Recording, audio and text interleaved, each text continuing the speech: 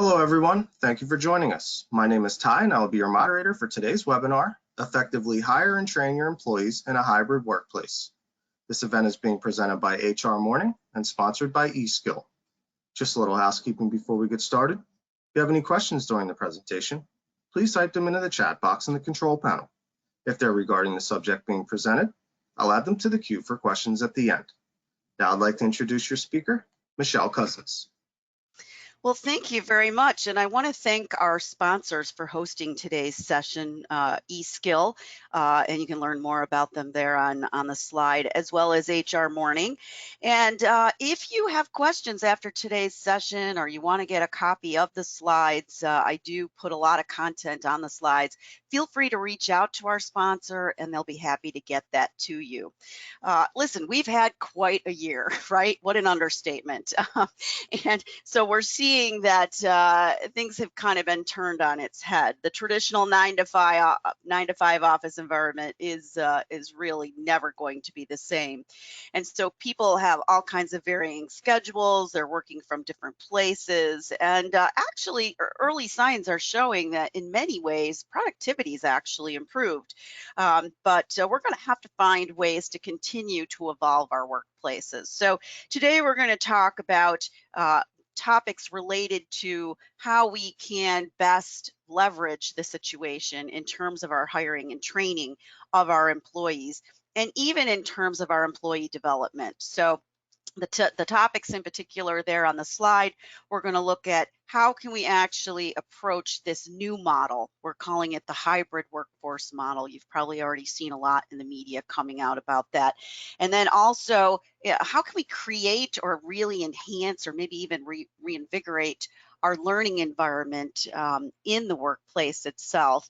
And then that means that some people are having to be skilled, but we're also using that word upskill a lot lately as well, and reskilling folks. And then that also means that we need to be real cognizant of how it's affecting onboarding itself and what the various vehicles are today for how we can train people. So that's what we have on our plate for today. Let's start off with a little backdrop here. And I'm just going to kind of give you an overview of what's going on and some of the things that we need to really pay attention to about today's hybrid workforce model. And hopefully by paying attention to these things, it's going to give you a leg up and in some cases may even really give you a competitive edge. So obviously, we had some business trends in play even before the pandemic. So just to level set on that, things going on with technology certainly didn't just start during the pandemic, but they accelerated certainly during it. And technology used to be thought of as just tools to get our work done. But of course, today, it's really part and parcel to our entire business strategy. The second one I have listed there is around innovation. And similarly, we used to think of innovation as the icing on the cake, but we really do need to operate and instill that spirit in our employees today on an ongoing basis. Data itself has become not only important to keep track of, but can be leveraged into actual products and services themselves. The customer, we used to, feel that we had maybe the upper hand over the customer. That's no longer the case. The customers not only have access to more information than ever before, but of course, they're actually often getting involved in how we actually do things internally as well. And so this pace of change is just accelerating, not only accelerating, but the level of disruption, the uncertainty, the new things that are model changers, so to speak. And then even environmentalism. It's no longer a social cause, obviously. It's a way that we continue to think about how we can not only reduce our footprint, but also save money as companies. We're seeing a lot of blurring of lines between and within organizations where sometimes we have employees, sometimes we're partnering with other organizations, sometimes we're outsourcing. And so we're seeing a lot of fluidity there. And that means that in many cases, employees are shifting to what we call free agents. So the traditional W-2 model is also changing quite a bit.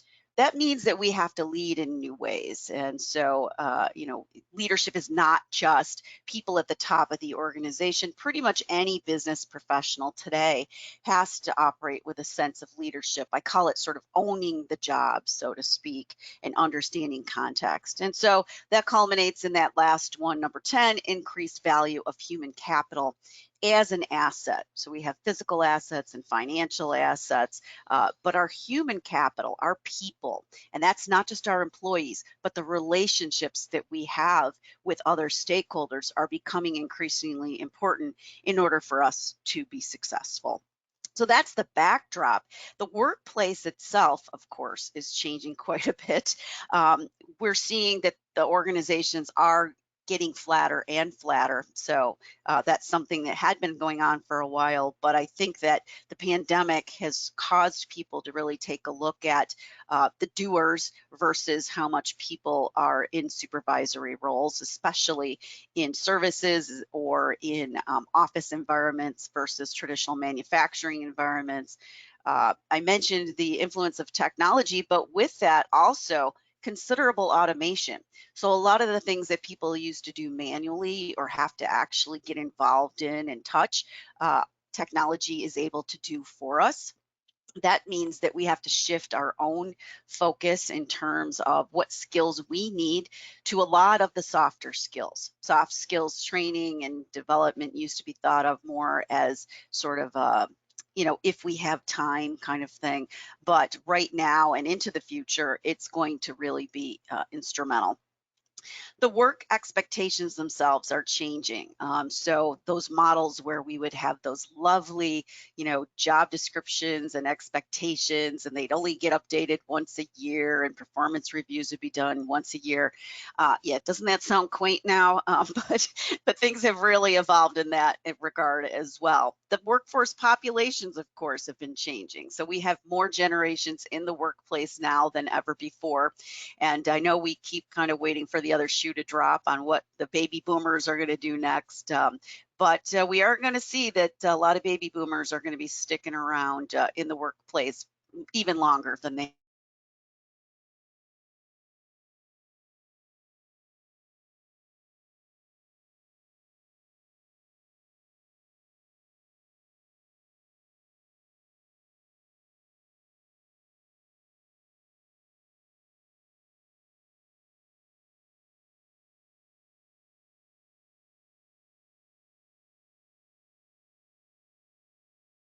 politics as well.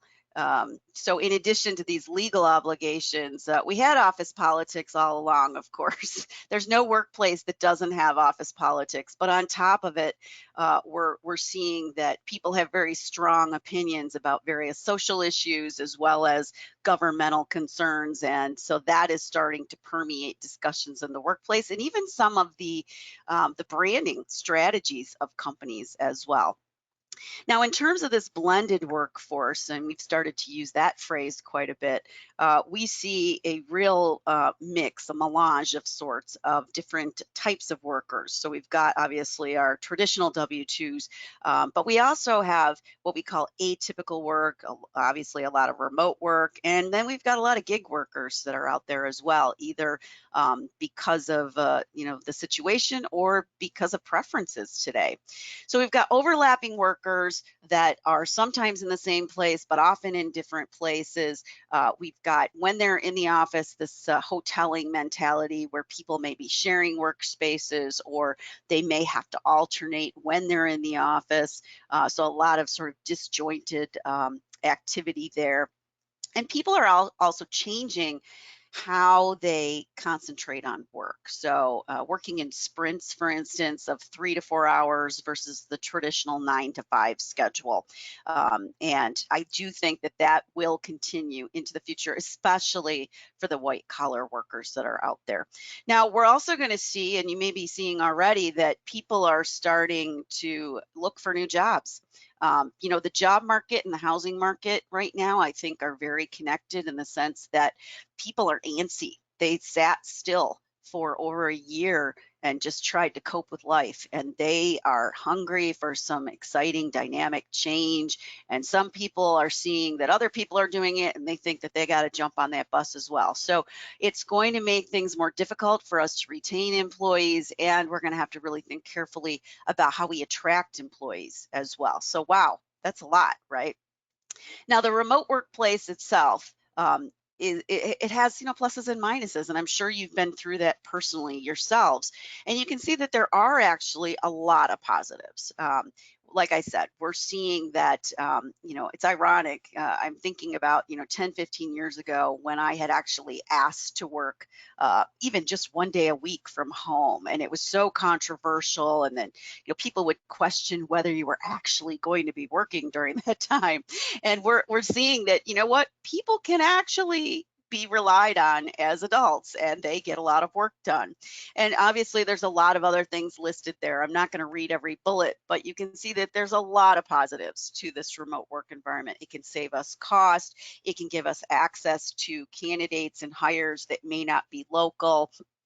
Obviously, that means that we're able to better attract and retain people, and certainly they have a little bit of a better sense of work-life balance. And I hate to use the word balance because I don't think we're ever in perfect balance, but at least things are a little bit more manageable for people who have complex personal lives. Now, on the negatives, there are some negatives, of course.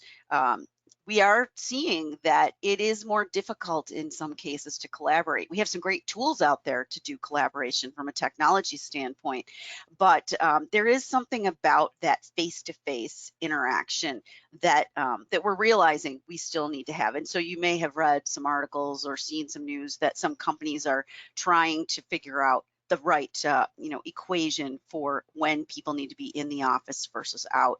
And of course, collaboration leads to innovation. We obviously need that as well. Some people do feel too isolated working from home, and so they may, really crave kind of being back with people. We're social animals. We've got a lot of temptations sometimes at home, as well as just distractions, and also it's harder sometimes to be able to monitor actual productivity. Versus, maybe some of the deadlines, but the actual how people are spending their day. And they're certainly less visible as a result of it. In terms of some of the resulting challenges from this landscape that I've presented, we have this multi-dimensional, very fragmented workforce, right? There are some new terms coming out around this. It's not just whether people are remote or on site, and certainly we're seeing the word hybrid a lot, including in today's session, but there's flavors or variations of this. There's flexible work, local hybrid, remote friendly, remote first, remote only. And so these are all varying degrees of how remote versus how in the office people are. That means that people are continuing to change their work habits, and that's everything from the things I mentioned previously to even how they dress, right? I mean, I have a whole closet full of dress clothes that I don't think I'm going to be using a lot of, right? Shifting roles and responsibilities. I mentioned the job descriptions previously and how dynamic things have become. And so we do need to think about that level of agility. I mentioned technology and all the advancements going on. And those can help us in many ways. And I really do think that we're going to see considerable advancements over the next year or two as well. A lot of outsourcing. As well as just bringing in individuals from an outsource standpoint as well. That could be to sort of get you over the hurdle as you're ramping back up. It could be something that you're considering permanently. It could also be that as we see people starting to job hop more, that we may need it to fill gaps or maybe even just to attract people in the first place. So our interpersonal interactions are much less formal, and that goes with what I was saying about the dress code as well. And we don't necessarily have to do things face-to-face anymore. So when I use the term FaceTime, I'm not talking about that app. I'm talking about the idea that people, whether they want more face time or not, are starting to have to be able to be more comfortable, not necessarily always being together. I mentioned the flattening of organizations, and with that, we've got to think about what that means in terms of maybe shifting some people that would have been headed towards management, and they thought that was going to be their next step in your organization. And now, what does that mean when those roles no longer exist or there aren't as many of them? In addition, along with this sort of management training mentality, we have to be very careful that we're not favoring the people that we see that are in the office versus the people that may be at home. So that's sort of a new nuance that we have to consider as well. There's a lot of on-site logistics. We've got whole sessions we do about all the safety protocols and things that have to be put in place. And that will be sort of a revelation that will continue well beyond this pandemic moment as well. Places like Google that want to be on the cutting edge of a lot of these new things are coming out with some really creative ways to manage all of this, looking at everything from team pods and what they call campfires, something called Camp Charleston, where they're developing outdoor spaces and unique cluster spaces within their internal work environment. So a lot of really interesting, actually, and exciting things, I think, that will not only allow for collaboration, but maybe even enhance it. So again, people are staggered, working in and out of the office. Some people are doing maybe 2 to 3 days in the office and some of the other days at home. Maybe they're collaborating with the in-office stuff and then they're doing the independent work from home. So a lot of change for those of you who are in HR, as well as all of your line managers as well. So how does hiring and training fit into all of this and help support what we're all dealing with? So this is a model that I use with my clients that captures sort of the continuum or the cycle and connectivity of various HR activities. Obviously, it starts first with understanding what your actual strategy in your organization is in the first place and what people you need to actually help fulfill that strategy. And then, of course, then we've got to make sure that we are seeking out and that we are recruiting and hiring and then onboarding the right people to fulfill those obligations. And so we'll talk about that. And then training. We do some training when someone first starts, and then that doesn't just stop. We continue to do various types of training as well as development along the way. And I'll talk a little bit later about some of the differences between training and development. In that bottom box on performance management, that also means that we're looking at some of the things that supplement that around how people interact, employee relations, even mentoring programs, and then of course planning for the future in terms of succession. And then compensation and benefits. This isn't a session on that, but it's a reminder that that certainly connects into this equation as well, and that we do have, again, those legal things that we have to cover as well, whether it's issues that come up in the workforce or terminations and other types of things. So let's consider what it looks like in this new normal to do hiring and onboarding. And we'll consider some ways to actually foster a learning environment, whether people are remote or in the office. So I mentioned that that starts with job design, recruiting, hiring, and then ultimately onboarding. Thinking first about those job descriptions, do they really reflect the level of agility and versatility that workers need? That should be probably part of every single job description today, regardless of the function that the person is performing. Looking at how you're identifying and accessing the talent that's out in the marketplace. And there's a lot of innovative ways to do that in and of itself, a lot of technology that can assist with that, a lot of new firms that are specializing and helping you beyond sort of the traditional recruiting firms. And we can court a lot of people who are not necessarily local, and that really opens up the opportunities for us to tap into the very best people in the marketplace. And then looking at that matching up of skills and interests of the candidates with what we actually need. And so we can think about, how we're going about looking at candidates that maybe we don't have a current position open for, but we realize that they have something that could be really good for the company itself, and maybe even creating custom positions for them as a result of it. So that's a different way of looking at things, as opposed to putting the description out there first and then filling it.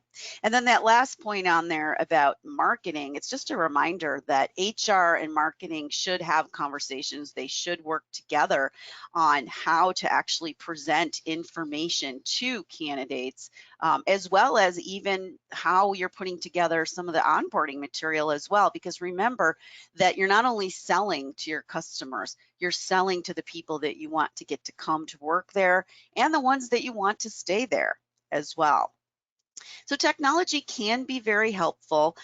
Just to kind of give you a sense of the amount of effort and money that's being devoted to this, employers spend more than $5 trillion on payroll, benefits, and on other systems. And that was before the pandemic. So those numbers are probably going up. So you can see there, a considerable amount, more than 250 billion on recruitment and advertising, assessment, interviewing, another 220 billion or more on onboarding and leadership development, training on technical skills, and then just even general continuous improvement.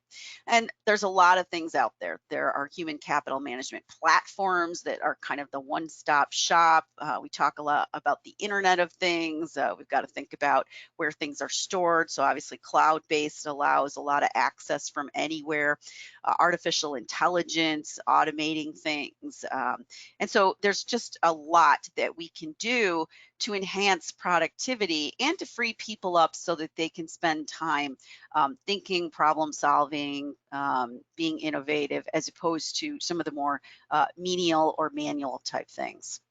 These artificial tools, artificial intelligence can be helpful in the early stages of recruiting to help do some of the things that you used to have to sit and do manually. After someone applies, it can actually even engage with the candidates. So I'm sure you've seen chat bots in many different aspects of business today. That's a way that we can reach out to candidates, we can answer their questions, we can even do interviews virtually, and we can even do better assessments of people's capabilities as well. And so that means that hopefully we're not just relying on those traditional things like, where they went to school or GPA, which a lot of these types of things, obviously, we're seeing are not necessarily the best indicators anyway, and can have a lot of bias in there. So these hiring technologies not only can help us to better and more efficiently sift through candidates, but they can also enhance the actual candidate experience itself. Many people today are finding that they're doing, for instance, they're interviewing online. And so we got to think about how we're addressing that. That means that just like for any meeting, that we're being thoughtful, that we're doing some advanced planning, that we're clear on how we're setting up those opportunities for online interviews, that that we are able to run it so that it actually works the way we intended to, and even that we integrate technology into some of the follow-up as well. And these video interviews, we could be doing them over video, but we could also be doing it over audio. They could be pre-recorded. I've seen people where they do these, they get questions that show up on the screen. They click a button to video their 1 to 2 minute response to the question, and then it prompts the next question to come up on the screen. So sometimes no one's actually listening to them live. They're actually submitting this as a file at the end. So very interesting how this is all progressing. So that could be synchronous, which means that it's live and in real time, versus it's something that maybe is looked at later. Even just the arrangements themselves, we're seeing technology can help a lot with that in terms of not only setting those meetings, but doing related reminders about them as well. A lot of great tools that can help us. You may have like a group interview and you're coordinating people from multiple locations that are all going to be part of that interview all at the same time. We've also got accommodations for Americans with Disability Act. You know, whether it's closed captioning and so on. So these are really ways that are much different than the show up in the office one-on-one and have an interview.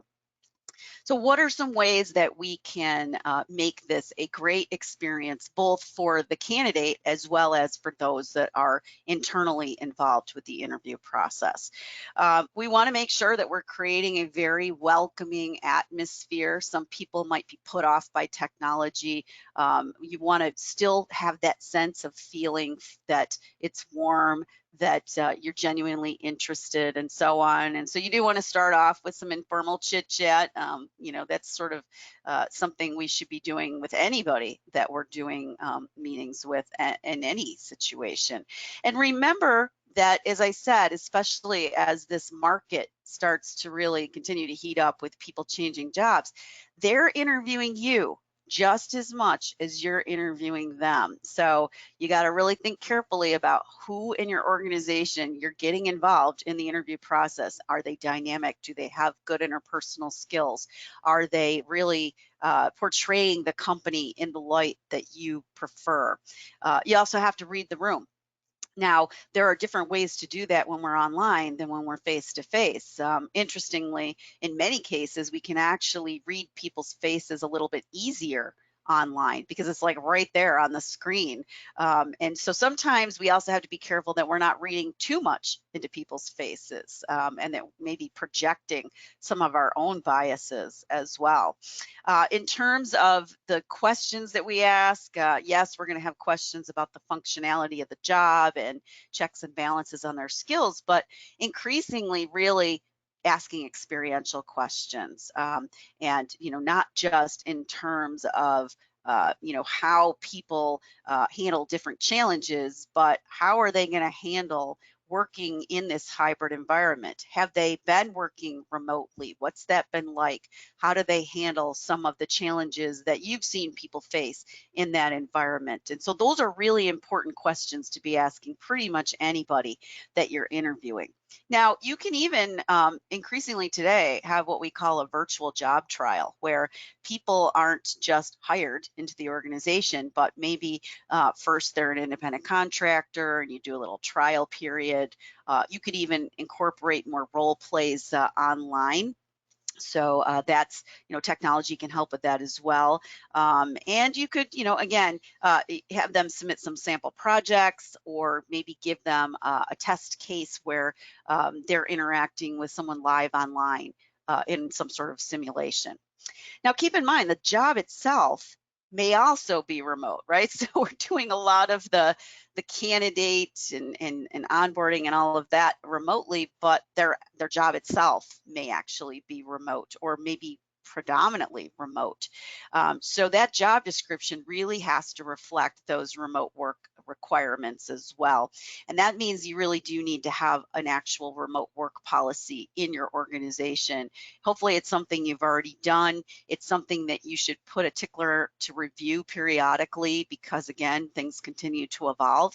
But that's going to allow you to not only be able to more efficiently explain and onboard people for that, but to be more consistent in how you're treating people, which can cut down on issues and questions later.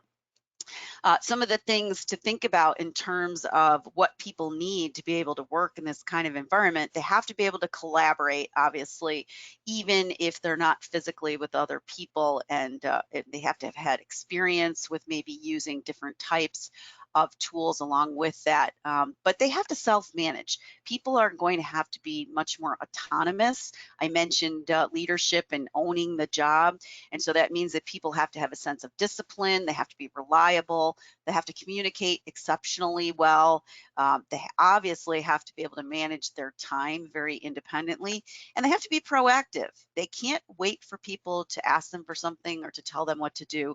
They really have to show a sense of initiative.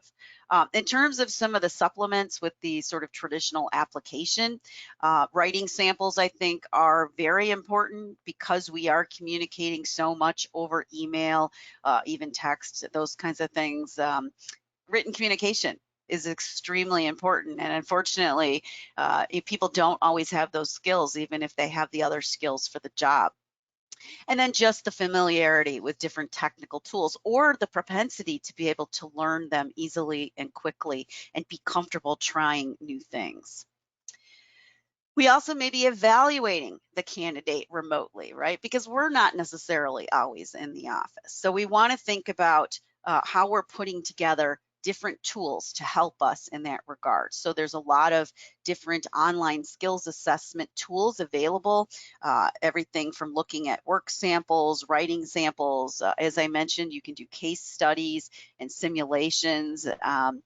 And it's really important that we're as objective as possible in the actual evaluation aspect of this. So having what I call matrix-based evaluations, where if we have multiple people that are weighing in, do we have a consistent tool that people are using to actually evaluate the candidates? Is there a repository or a facilitation through technology for actually collecting the information from the people that are doing the evaluations?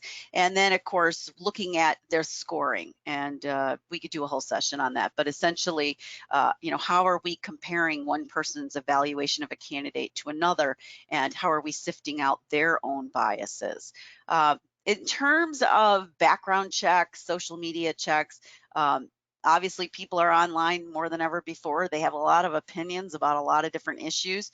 I would suggest you resist some of that checking until you've at least gone through a preliminary selection, because, again, you don't want to bias the selection process. You do want to use it so that before you are making any offers, you're sensing if there's any real red flags. And be careful. You have to avoid interspersing your own opinions about some of the social issues and decide what the acceptability is for what people are saying online. When people are involved in the interviewing process or the evaluation process, if they already have a relationship with a candidate, that can be great for referrals, but maybe not in the evaluation process, because we tend to obviously have a halo effect on that. When we are evaluating folks, we want to make sure that that we have the systems in place to help us, that equipment works the way it's supposed to. If we're having a meeting with the people that are doing evaluations, similarly, got to make sure that all of the technology works. Maybe some of the people that are involved in the evaluation process don't necessarily know each other. So again, similarly, breaking the ice there. And then people who aren't getting the offers deserve to have feedback. That's something that should have been happening anyway, but people are expecting that. And so really giving them concrete information. And you got to be careful then, of course, that you're legal in what you're saying about why you didn't select them.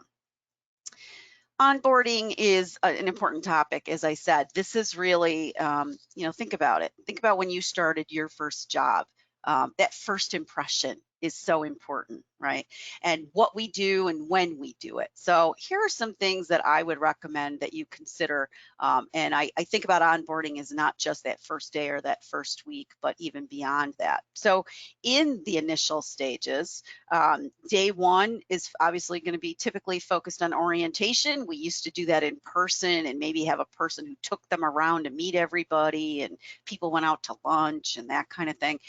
That may be virtual today, or they may be in the office, but a lot of the other people aren't in the office. If we can create videos and other types of resources, that can be helpful in two ways. Number one, it's something that they can go back to. So if you think about it, if you do live orientation, it's a one and done, but then it's not a resource that people can refer back to. So what's really nice is that when we can have these online sources, they're going to be able to revisit them. The other thing is then we're more consistent in what we're providing as well. And again, that can save us from even some legal headaches. things like, obviously giving them the phone directory, security codes. Security codes is certainly not going to be just about the doors anymore. It's going to be about the actual electronic security as well. And so those types of things. On week one, we want to think about what information they really need to better understand the strategy, the organization, the intentions of the company. So a lot of different documents around that, and just instilling what the culture is like. Maybe there are some physical things you're going to give them. If they're not in the office, send them a gift package with some things that maybe they'll put up in their office as well. So again, that's where partnering with marketing can be really helpful. There may be some immediate job training that they have to go through just logistically to do the work. And so make sure you're lining that up in advance and that it's amenable to whether they're going to be on site or off site. And then also having that debrief with HR at the end of the week to kind of touch base and see how things are going, and use it as an opportunity to make sure you're asking if there's anything they need more information on or something that they would need some training on. Now, month one, you're going to continue. So it doesn't just end there. HR should be checking in every week to 2 weeks to just kind of get a pulse on how things are going. And this is also when we're really rolling out those performance goals and monitoring how they're going. There's a great book out there. It's been around for a while, but it's a good reminder because when I talk about onboarding, keep in mind that sometimes we're really onboarding people even when we promote them or move them to new positions, or maybe to new company locations. So a book I would recommend is What Got You Here Won't Get You There by Marshall Goldsmith. And that just kind of is a good reminder that the skill sets that people had before they got the job might be different than the ones in their new roles. So a lot of transition that can occur there. And then having an onboarding debrief with the new hire so that they, again, can give us feedback that can help for the next time that we're onboarding someone. So beyond month one, maybe checking in once a month for each of those first 3 months, and checking in not only with the new hire, but with their manager, because they may have different perceptions on what some of those information and training needs are, giving them the resources that they need. They may, ask questions of us that cause us to have to look into things. So make sure we're getting back to them. The more that they're involved in cross-functional teams or maybe on some committees, that's going to help to better acclimate them not only to the mission and vision of the company, but also to meeting people that maybe otherwise they wouldn't have the opportunity to do so, especially if they're not in the office. And again, revisiting that onboarding debrief in case there's some additional insights from that as well. So we have to be careful about managing any training that we need to give with the expectations. So there's a book out there I'm sure you've heard of before. It's been updated a couple of times, and I would anticipate there may be another update coming after the pandemic, The First 90 Days, et cetera, by Michael Watkins. And it's a great tool. It's also a resource you may even want to consider giving out to your employees when they start, or when they start a new position in the company itself. And so thinking about what is it that they need to learn before they even start that new role. What do they need to learn immediately afterwards? Not everyone is going to have every single skill that they need. There's no perfect candidate. So typically they're going to need something, and it might be different for each person. I list some of the questions there to consider, so I'm not going to read them aloud to you, but they're reminders that that you both play a role in this. The candidate, the new hire, the person you're onboarding, they have a role to play and a sense of responsibility in thinking about how they're going to help themselves to be successful as well. One of the ways that we can help to figure all of this out is to kind of do a level set right at the beginning. And that means that, that we're creating a baseline. And so I've got a graphic there on the left-hand side that's a reminder that we can identify skills gaps, right? and what people still need or what they need to improve on. And then we can collect information about that. We can interpret it. We can figure out as a result what type of training people need. And then once we've conducted training, then we can do a comparison to see if the training indeed did what we wanted it to do. And there's a lot of vendors that can provide this type of thing, whether it's pre-employment skills assessment, maybe it's just even general benchmarking of skills for all the employees. So a lot of ways that we can use those vendors and their associated technologies. And then it also provides a consistency across our workforce. And I list some things to think about when you're evaluating vendors, because obviously you want to make sure that they have a good track record, that this is going to be workable for you, that it's going to blend with other things you're doing and your own systems and so on. What are the skills that people are really going to need as we move into the future? And I mentioned that the soft skills are going to be increasingly important. What we're seeing is that people really do have to be very resilient and adaptable. Resiliency, is not just can you adjust when it's required. It's the spirit of, really wanting to embrace change and to be proactive in seeing it coming and trying to think about and anticipate how to head it off if it's negative, or how to embrace it if it's positive. So these are the types of things, the ability to collaborate, which we've been reinforcing throughout today's session, and being curious in the first place. And curiosity, I often say, can then help lead to creativity. Those are individual traits, but they really support the broader innovation that can occur. Having a sense of optimism. That actually is very tied to leadership and to new ideas in the first place, but more important than ever before today. And that sense of grit and perseverance, that we're not going to get knocked down and we're going to be able to roll with the punches. Having a good sense of discipline. I mentioned that when I talked about people being more self-reliant. And speaking of reliant, that we can count on them. I mentioned already communication and time management, that element of proactivity. That means we also have to have good emotional intelligence.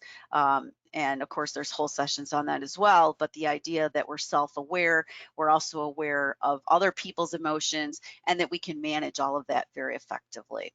A respect for differences is probably more important than ever before.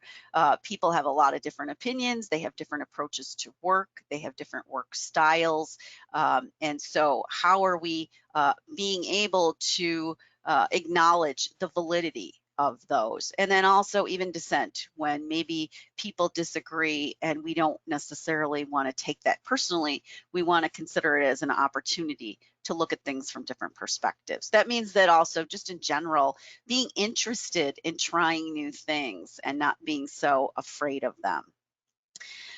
So we also have to think about technology, because obviously it's changing all of our jobs, and that will continue. So 85% of the jobs that will be out there in 2030 actually don't even exist yet.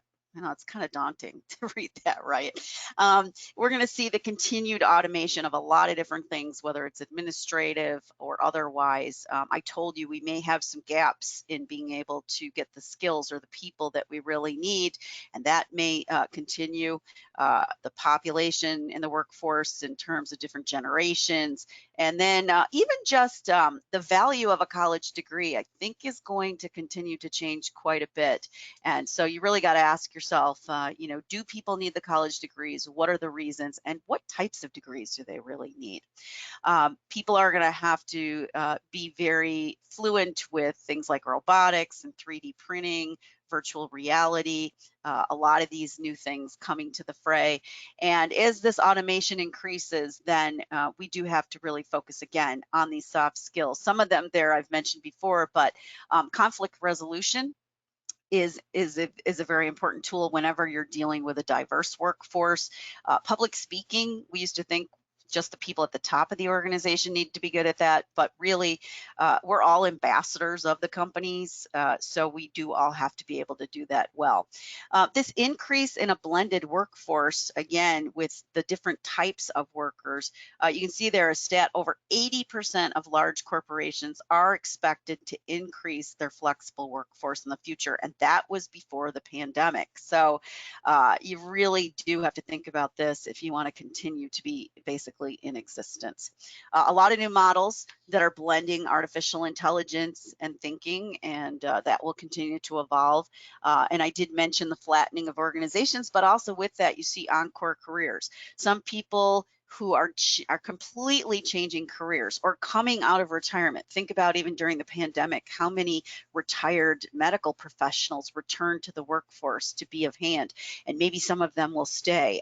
People who are questioning what careers they're in, because again, this element of sitting still for a year has caused people to similar to when someone has a serious illness, they question their lives. People are thinking about what career they want next. And so you may see a lot of changes there as well. We often talk about core competencies in terms of the value propositions of companies, but we can also think about it in terms of individuals as well, and thinking about what is it that our key talent really offers and how that can be used in new ways. So when you're hiring people, or when you're considering people for new positions within the company, or you're promoting people, what is it that is coming next down the pipeline for your company, and how can they leverage what they're good at in new and different ways? And then in addition, what are the core competencies that they need to develop? And how, you're probably asking yourself, how is a core competency different than a strength? It's a subset of strengths. So you could be good at something, but the question is it something extremely relevant and essential and value adding for the organization? Just because you're good at something doesn't mean it rises to that level. And so really thinking about it in the context of not just your customers, but all of your stakeholders. So we need to really consider this interplay of the employee's role itself, their skills and abilities, not only current, but into the future, and then also their interests, right?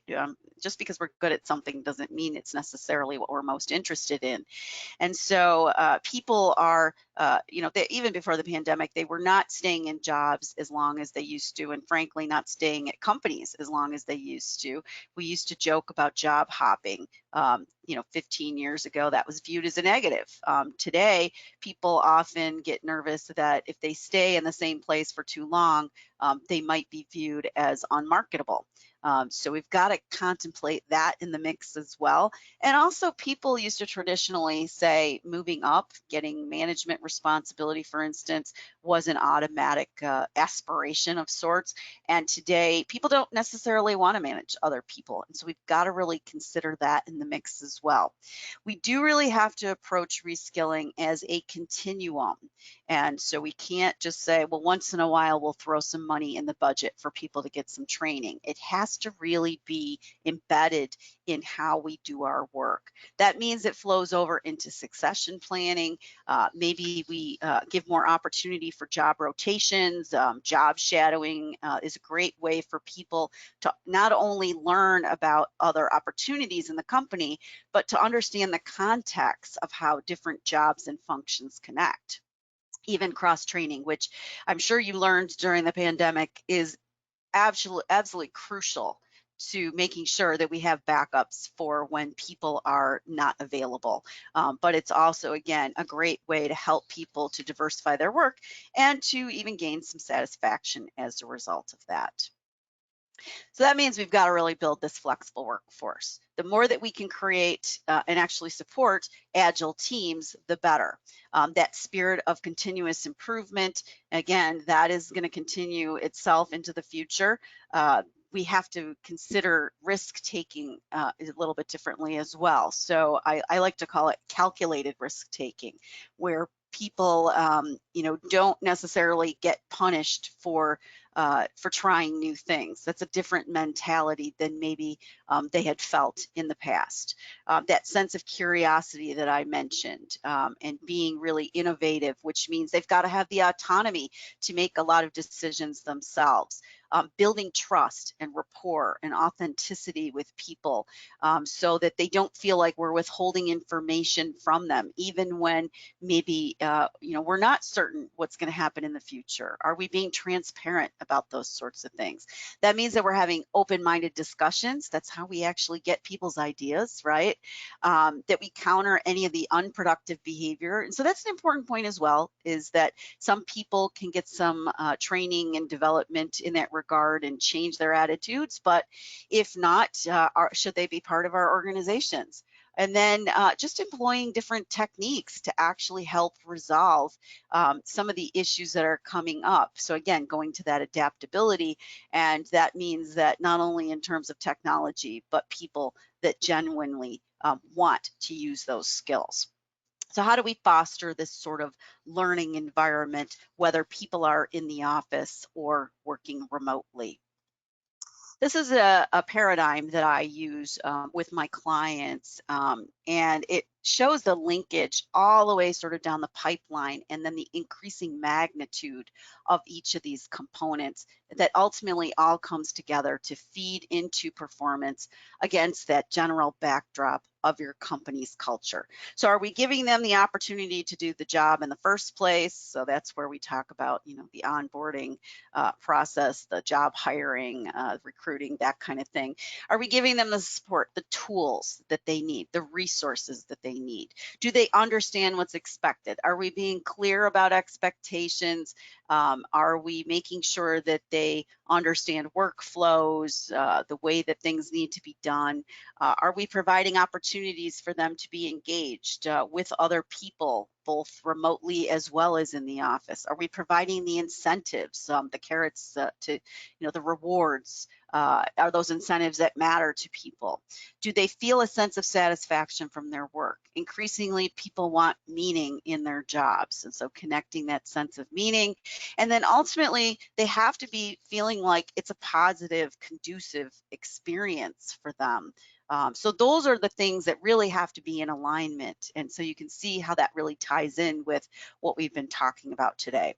Now, I mentioned that there is a difference between training and development. So how are they different? Well, training tends to be more focused around the more tactical things, usually very job or function related, usually is something that you have to use pretty immediately afterwards, and encompasses kind of a short or concrete time period. Development is usually broader. It's usually around things that you're going to have to continue to work on. It's not a slam dunk. Oh, I mastered it, I'm done. We're all works in progress on these sorts of things. So those soft skills that I mentioned that are so important, that would be where this would fall into development. And we can even think about development in acclimation to the workplace or changes to the workplace, and how we're doing that. So it is much more strategic as we look towards the future. So that means we've got to provide versatile learning tools, ways that people can do things not only from multiple locations, but different people learn different ways, right? I go back to sort of, some of the previously, multi-intelligence approach that's out there, but it is a good reminder that people take in information in different ways, and different people feel comfortable learning in different ways. So you can see a list of some of the most commonly used training and development activities around things like orientation. I talked about that previously, but there's a lot of on-the-job training. That's that just-in-time mentality. We're going to see, I think, even more apprenticeships out there. So I know we tend to use that word around manual labor, that kind of thing, but I think even in the white-collar office environments, that may follow suit with what I was saying about the value of college degrees, off the job training, where people are actually going off and doing training. We're starting to see travel picking up these days with people doing on-site training events at different places. And then, of course, just online training. I'm sure you've done tons of that over the last year, and vestibule training, job simulations themselves. So simulation is a great way for people to actually practice what they're learning. Some of the more recent innovations, people are doing more and more even on their phones. We're able to leverage different types of devices. It's much more self-driven, both in terms of the scheduling of it, as well as in terms of doing it themselves and not having like a course leader necessarily holding their hand while they go through it. People don't necessarily always want to spend, say, 2 full days in training anymore. If you've done it, you know how it's just so exhausting to kind of sit through it all. And definitely if you're sitting in a chair the whole time doing that. So micro learning is much more popular, where people are doing shorter sound bites. Think about webinars. We're doing a 60-minute webinar here. That would be much more amenable for many of you than sitting here for 4 hours. And so also you can pair that up with some of the just-in-time type of learning as well. Gamification, which kind of goes with the simulation that I was talking about, but increasingly even incorporating competition into that as well. And then adaptive learning. So again, meeting the employee where they are, as opposed to just rolling out blanket training and development to a whole bunch of people that's basically all vanilla the same. You can see why it's important to track the impacts of all of that as well. So I've got that listed there on the right-hand side. And it's a reminder that, obviously it's an important thing to do training and development, but you do want to try to monitor what the payoffs of that are. And so I list some of the things that you may want to consider measuring there as well. So some training and development tips: do that needs assessment, get the baseline up front, make sure that people don't feel like they're going to be terrified that they're going to make a mistake if they don't get everything correct in what they're supposed to be learning. Obviously, there's a lot of ways to keep it interesting and exciting, and dare I say even fun. And so you got to match that up against what the objectives are that you're trying to accomplish. And the more that you can accelerate learning, the better, right? And so technology, again, can help with that. That doesn't mean you have to go out and really create all this training stuff yourself. That, like I said, a lot of it is there for you and can still be customized not only to your organization, but to the individual employee as well. Now, people do get a little technology crazy, I call it, where sometimes they just use technology because it exists. So be careful. Think about, making good choices. I want to just mention mentoring here. So mentoring is something that people might have done in the past on their own, or maybe just certain individuals in the company had access to it, but it's much more widespread today. And there's so many different models for how to do it. And this is a great way to help people not only with their professional development, but also to make networking contacts as well. And so we can think of mentors that are really in this relationship that is more general versus coaching. Coaching is usually around a particular skill set. If somebody wants to get better at public speaking, for instance, they might work with a public speaking coach. That would be an example. A sponsor is going to be someone who's actually taking that nurturing role with the person. So they may be working directly with them, or they may be paying for the mentoring or coaching. And then reverse mentors, we can remember, of course, that it's not just older, more established employees that mentor others. It could be the younger, newer employees that are mentoring on some things and with some folks versus the other direction. Accountability partners are very popular now, where two people basically come up with some goals for themselves and they share that with someone else, and they help hold each other accountable and touch base with each other. That ties in with peer mentoring as well. So similarly, you may have heard those terms. Mentoring circles are really big, where people get together in groups around a topic. Maybe it's around leadership, or it's around topics like, being more assertive, whatever it might be. People get together and they may share articles. They may talk about their experiences and sort of help each other. And personal advisory boards, whether it's an official advisory board is not really what I'm stressing here. It's the idea that you should encourage your employees to establish a network of people that they can consult with, that can guide them on various issues related to their professional development.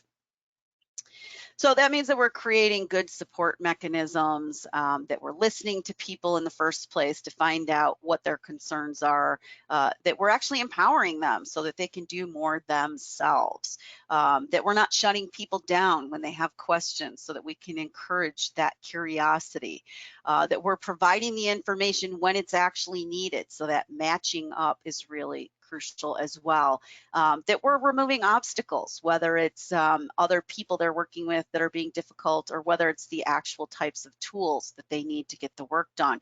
And that means that people are better able to self-manage as opposed to us really dictating things for them. So when we really consider this new learning environment, making sure that upper management is on board with the importance of having that type of environment, that we're looking at what vendors can help us in that regard, that people do understand the importance of getting training and development, that people are getting the opportunity to test things out. So maybe you create some early users to try different training vehicles, and then maybe even some train the trainer where they help to actually train other people. That means we've got to have good performance objectives, that people understand how this ties together with their own development and future opportunities, and that there's multiple ways that people can get what they need, and that aligns with how we're incentivizing them. So we're really talking about continuous improvement here, right? That means we're learning, we're practicing, we're applying, and in some cases, we're unlearning things. So make sure you're staying up on best practices. Today, hopefully, was one of the ways that you're doing that, but it could be through connecting with other people in your industry. There's a lot of great websites and resources out there. I list some of them there. Obviously, HR Morning is one of them. And so really, again, keeping your ear to the ground on how things continue to evolve. So in closing, 94% of our employees would remain in their jobs longer if their company devoted more attention and capital to training, and increasing employee development programs can actually lead to higher engagements among your workers, and sometimes up to 70%. So some pretty telling statistics. As we close out today's session, I'll share my contact information with you. If you have follow-up questions, you can reach out to our sponsors. You can certainly also reach out to me, and I'm happy to answer them for you. And again, if you would like a copy of today's slides, reach out to our sponsors and they will provide those to you, and you can use those as a reference. I want to thank you for being here today, and Ty, I will turn things back over to you to close it out. Thank you, Michelle. In order to remain on schedule, we will respond to the questions that came in via chat by email in a timely manner. So with that, on behalf of HR Morning, I would also like to thank everyone for attending. This concludes our program.